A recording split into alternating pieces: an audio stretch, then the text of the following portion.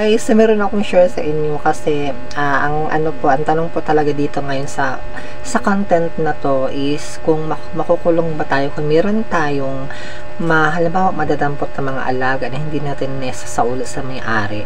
Halimbawa, hindi natin sinasadya. Kumbaga parang nakikita lang po natin talaga yung mga dogs na yan na nasa kalsada, nakawala sa bahay ng may-ari, na hindi natin inaasahan na talagang makikita natin sila at makukuha natin sila. So, siyempre sa pagdampot po natin, walang may-ari. Siyempre, accidentally lang naman na talagang nakawala yung mga dogs na. Ang tanong po doon is, makukulong po ba tayo sa ganun? Halimbawa, kahit hindi naman natin kinuha yung dogs na yun. Yes, guys, pwede tayo nilang kasuhan. Kasi, especially po kung hindi natin isasauli yung pets nila. Especially po, syempre, meron kasing barangay na pwede natin talagang iiwan yung dogs nila kung sakali may maghahanap. Ando yung mga pet owner na naghahanap talaga sa kanila. Kasi hindi natin ibibigay sa kanila at nadala natin sa bahay ng halimbawa ilang months, halimbawa weeks, na naghahanap sila na hindi nila nakikita yung mga dogs nila. Naku, pwede po pwede po talaga tayong kasuhan yan. Kasi parang, na kasi yan parang pagnanakaw. Naranasan ko po talaga kasi yan. One time po kasi na, pumunta ako ng papasok pang gabi, night shift kasi ako sa trabaho. And then, time na naglalakad lang ako kasi walking distance na kasi yung work namin.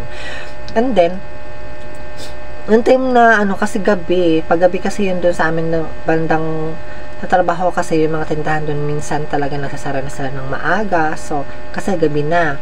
Sa pagpasok ko po noon, nakikita ko may isang dog na shih tzu talaga siya. Parang may pagka-poodle siya.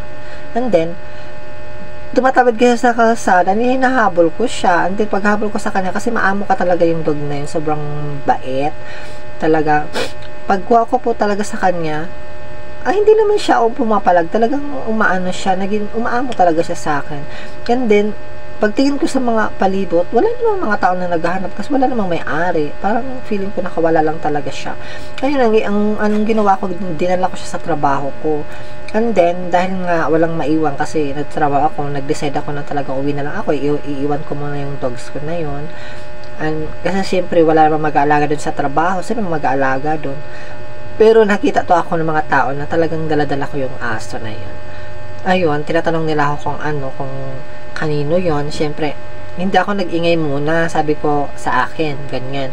Hindi ako nag-ingay na nadampot ko pa siya kasi alam mo na, mahirap na yun. And then, pag sa uli ko, talagang wala naman naghahanap kasi paano ako kasi malalaman yung post ng nag-post sila ng missing na dogs kasi hindi ko na makikita kasi panggabi nga ako, nagsasara na yung mga tindahan, so hindi ko na nakikita yung mga post nila, inahanap pala nila yung dog. So umabot po talaga siya sa akin ng almost 2 weeks ata siya. At hindi talaga sinearch nila yung kasi bawat paligid talaga doon is may mga CCTV. Kung hindi nila sinearch yung CCTV bawat doon sa mga kanto-kanto, hindi talaga ako makikita, guys. Hindi nila ako mahahanap. So, buti na lang na-search nila yun. Tapos, nakilala nila ako. Siyempre, dyan ako sa trabaho. Malapit lang. Ang may-ari din kasi malapit lang din sa trabaho. Ngayon na-search nila, pinuntahan nila ako mismo sa bahay kasi may nagturo na nasa trabaho na taga doon ako nakatira, pinuntahan nila ako doon mismo, guys. Buti na lang talaga hindi ako pinakulong kasi yung may-ari pa man din is doktor siya, so talagang may kaya siya. So sabi ko, parang kasi parang hindi ko talaga halos ibibigay kasi naawa. Hindi man ako sa naawa, parang napamahal na ako sa dogs na yon. So ayun po, talagang buti na nga lang hindi ako yung kinasuhan kasi may kaya pa man din talaga yung may-ari. Sabi pa naman nung na bawal talaga. So kung totoo sa kung wala ka talagang interest sa dogs, dapat binigay mo sa barangay or nahanap mo doon, inano mo sa kanila para yung may-ari, kung may sakali maghahanap, doon nila hahanapin.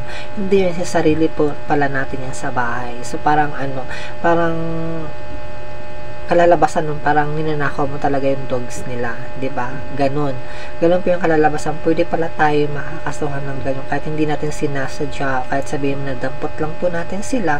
So meron naman talagang magsasauli sa may-ari, pwede naman yung barangay talaga. So sila naman talaga yung dapat nagagawa nun. So, ang nangyari po sa akin, siyempre sinasarili ko kasi hindi nasa bahay. So, iba na pong buti na lang mabait talaga yung yung lalaki yung doctor na yun, mabait sila. So, buti na lang hindi ako kinasuhan talaga, guys. Kasi ibang klase talaga yung ginawa ko sa hindi ko siya nauli. Parang ganun. So, dun yung time na para napamahal ako sa dog. At yun yung time na talagang nag-interest ako sa dog, sa Shih Tzu, na bibili talaga ako, pag-iipunan ko talaga yan. So, nabili ko talaga mula nung si Starla ang nabili namin, guys. So, almost yan siya. Magkano bang halaga niya? Nasa 9,000 din siya. Baby pa lang 1 month. So, talagang galing pa yan doon sa Vulcan na parang sabi yung pumutok na vulkan dito sa Pilipinas. Yun time na yun, ang tagal na. So, mga 5 years ang nakalipas.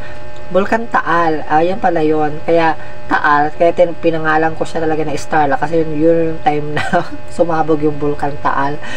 Ayun. So, napangalan ko siya Starla. Ano yung in-expect ko pa nun is babae talaga ang makukuha ko. Ang binigay lang sa akin is yung lalaki. So, Starla siya kahit lalaki siya, dapat babae dapat yun, di ba? Ayun, naging Starla siya kahit babae siya, kahit lalaki yung dogs ko na yan.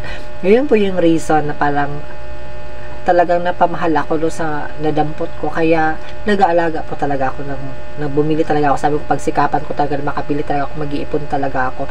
Kaya nabili ko talaga siya. Kasi nga, dahil doon sa dog na nadampot nga, pamahal talaga lang sobra. Kasi, di ba ganyan talagang klaseng bigay. Sabihin mo, hindi ako mayaman, hindi, wala kaming, wala kaming kaya sa buhay.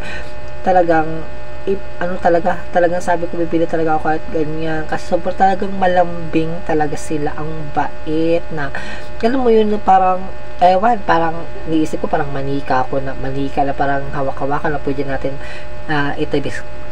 itatabi natin sa higaan, ganyan, pwede talaga sila kasi nga mabait sila, narang alagang-alaga natin, daig pa sa baby, saktong-sakto, wala naman kayong anak, tayo rin ang gagawin naming anak.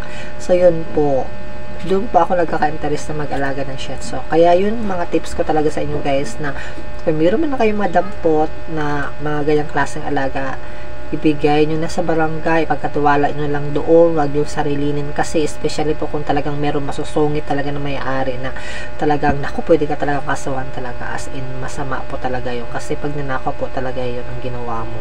So, kahit sabihin mo na dampot mo siya, bawal talaga yan. Pwede tayong kasuhan yan, especially kung may mga kaya yung mga may-ari niyan. Diba? Kasi pag honor sila, so mahirap po talaga yun. Kaya ang gagawin mo, i-ano mo siya, i-post mo, para